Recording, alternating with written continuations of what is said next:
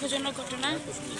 আজকে নিত্যদিনে আমাদের এখানে হাতির যা মানে চলছে, ও অ্যাকচুয়ালি হাতির নিজের পথে যাবার পথে যা পাচ্ছে যা হচ্ছে, গ্রামাঞ্চলে ভীষণভাবে উপদ্রব হচ্ছে। এবার আজকে সকাল থেকে আমাদের কালচিনি রাঙামাটি রোডে আমাদের খবর পেলাম যে ওখানে হাতির একদল হাতি ওখানে এসেছে।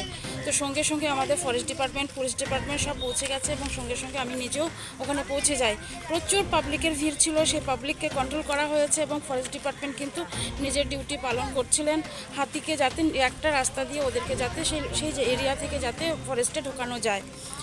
তো সেই অবস্থাতেই কর্তব্যরত অবস্থাতে বনকর্মী একজন নিহত হয়েছেন। খুবই দুঃখজনক ঘটনা। আমাদের হ্যামিল্টনগঞ্জেরই বাসিন্দা, দত্তাবাড়ি জিপির কালচিনি ব্লকে।